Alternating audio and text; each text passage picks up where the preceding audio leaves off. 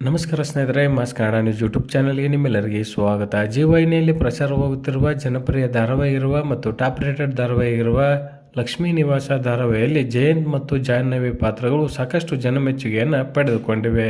ಜಯಂತ್ ಪ್ರೀತಿಯಿಂದ ಜಾಹ್ನವಿಯನ್ನು ಚಿನ್ನುಮರಿ ಎಂದೇ ಕರೆಯುತ್ತಾರೆ.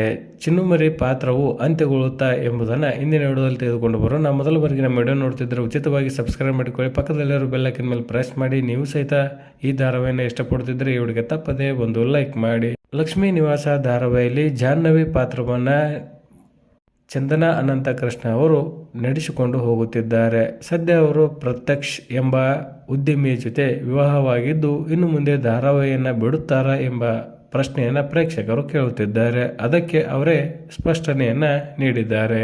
ಮದುವೆ ಆದ ನಂತರವೂ ನಾನು ನಟನೆಯಲ್ಲಿ ಮುಂದುವರಿಯುತ್ತೇನೆ ಎಂದು ಅವರು ಪ್ರೇಕ್ಷಕರಿಗೆ ಸ್ಪಷ್ಟನೆಯನ್ನು ನೀಡಿದ್ದಾರೆ. ಕಲೆಯ ಮುಖಾಂತರವೇ ಜನಪ್ರಿಯಗೊಂಡ ಚಂದನ ಅವರು ಸಾಕಷ್ಟು ರಿಯಾಲಿಟಿ ಶೋಗಳಲ್ಲಿ, ಸಾಕಷ್ಟು ಧಾರಾವಾಹಿಗಳಲ್ಲಿ ಅಭಿನಯಿಸಿ ಮತ್ತು ಸಿನಿಮಾಗಳಲ್ಲಿಯೂ ಸಹಿತ ನಟನೆಯನ್ನು ಮಾಡುತ್ತಿದ್ದಾರೆ.